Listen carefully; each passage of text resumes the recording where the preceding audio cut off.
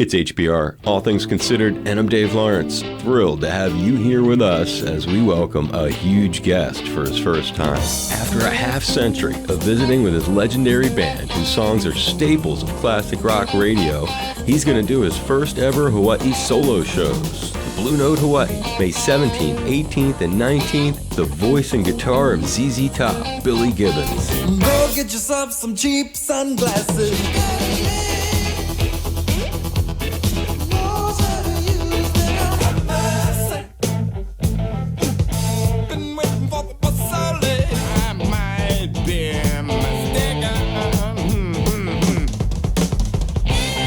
Places he's going to take us over the next 2 days. It's ZZ Top legend, Billy Gibbons.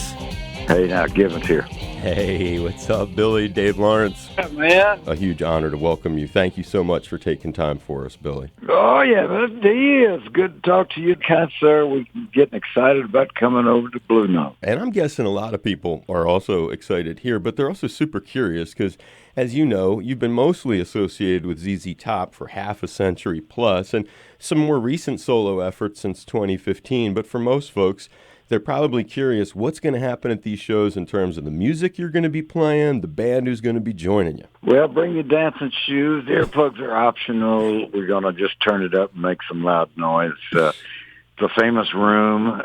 It's a good place to have a really, really good time.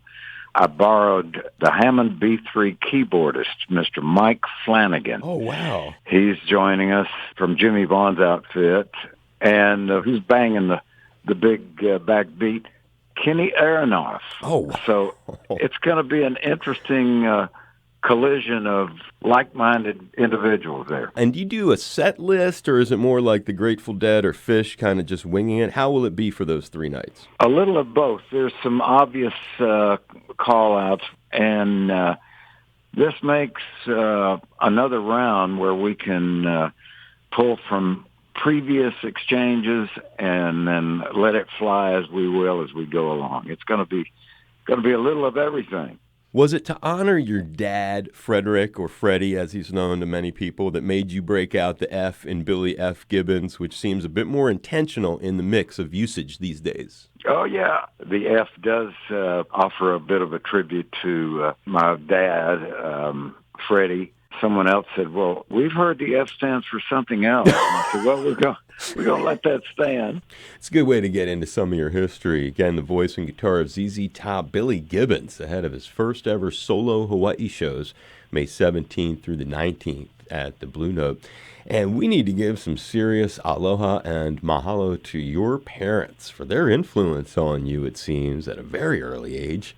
Frederick and Lorraine, and yeah. I've seen it noted that your pop was an entertainer, an orchestra conductor, concert pianist. He worked at MGM, had what seems like a profound influence on you, along with Mom. Can you recall any of how you got taken to see Elvis Presley at 5 years old by your mom? Yes, well, she said, come on, we're going to go see Elvis. I had a nominal fascination for what was breaking out. And all I was told to do is hold your little sister's hand. She's coming too. so the 3 of us, I think my dad was out on a gig, and we wound up seeing the original Elvis Presley presentation, which was just off the chain. The guy was doing it. And I just remember saying, yeah, okay, that's it. That kind of lit the fuse, and of course, as the story went on, a couple of years went by, and my dad said, hey, by the way, he said, I've got some work to do over at Bill Holford's studio. You want to go along? I said, yeah, sure. I remember I just turned 7 years old. I went into the studio, and my dad said, go ahead and sit in that chair. Don't make a fuss. There's a band coming in. You're going to see somebody make a record. And I was like so excited. I said, oh, wow, making a record. It was B.B. King and his orchestra. 7 years old, a B.B. recording session. I saw B.B. bend a couple of notes, and I went, okay, Elvis, now I got it. And that's what we need to do. Did you ever get to tell him the story of how important that was? Well, I'll tell you how crazy it got.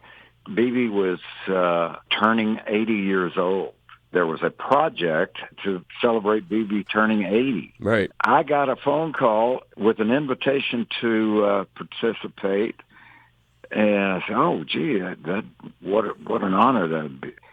On the way to the session, I was with my buddy Tom Vickers, and Tom had spoken with the arrangers, and I said, "By the way," I said, "you got any idea what they want me to do?" He said, "Oh, it's quite an old song. They recorded it quite a while back. They've had a couple of versions, actually. It's called 'I'm Tired of Your Jive.'" He said, "Do you think you can do it?" I said, "Well, yeah, I was there When they did I was it. there when it first went down." He said, "No, this is back in the 50s." I said, "I was in the studio." So I got to the studio, and we were in the control room. BB said, "Well, you tuned up? You ready to go strike some strings?" And I said, "Yeah." He said, by the way," he said, "we're going to do this song, 'I'm Tired of Your Jive.' You think you can handle it?" I said, "Well, yeah. Are we going to do the same version from the 50s?" He said, "Well, what would you know about the 50s?" I said, "I was in the studio." He said, "You're the little white boy in the chair." I said, "Yeah." Oh, boy. He remembered, and good grief, it was quite the. In fact, there's on YouTube. Somebody filmed. I sat in with BB, and he said, "Come on, tell me some stories." And the concert hall was packed, and everybody was patient enough. I was able to recount. Oh, wow, the story. The tale. You'll have to go on YouTube and search it out, because there's a funny ending to that bit of the story. Oh, I bet. I'll leave it to your imagination until you see it. I love that, and it's so cool that you got to tell that again in a concert place and retell this amazing, thing that your pop did for you, essentially, because it changed a lot of things. Now, the thing about you, something that like blew my mind, and you've talked about it a lot, but when it comes to like the multicultural aspect of what America is, when it comes to who you really are as a person, your dad sends you to New York City to study with one of the most legendary percussionists of all time. I only got to see this guy once. It was like 1996 when I lived in Boston, and I made my business to go down. It was a Sunday afternoon in the snow because I wanted to see Tito Puente, who greeted you at the door. I was hoping you'd say Tito Puente. Yeah, man. Well, growing up, I had a couple of pencils and a metal trash can. I turned it upside down and had a little recessed lip, and I could get a rim shot, and I was banging on things all around the house. My dad finally said, "Listen, if you're going to keep beating on everything, let's make sure you learn how to do it right." I was about 12 years old. Next thing you know, I was on a plane to New York City by myself, got on the subway over to Spanish Harlem, and wound up knocking on a door. And unbeknownst to me, my dad had kind of set the stage, and the door swung open, and there was 2 timbali sticks being shoved at me saying, "Tell me what you want to learn how to play." And we went through ran the gamut. If it was Latin percussion, it was going to be done and done right. Congas, bongos, pescado, claves, you name it. Where did you stay? I was uptown in some hotel.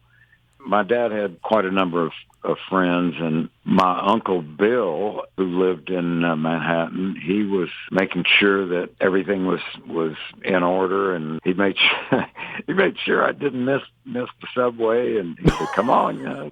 Now, how many weeks did you actually stay there in New York doing this? I was there 6 weeks. Every day? Almost every day. I had to pinch myself. Taking a master class from the king. It's the voice and guitar of ZZ Top, Billy Gibbons, who we'll hear more from tomorrow afternoon, ahead of his first ever solo shows in the islands, May 17th, 18th, and 19th at the Blue Note, Hawaii. I'm Dave Lawrence.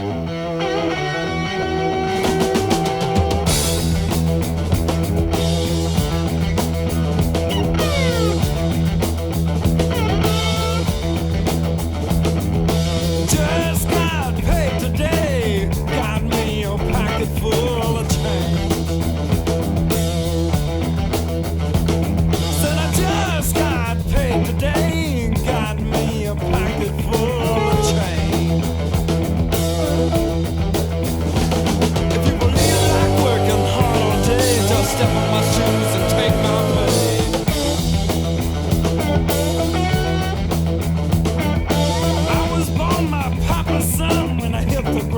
was on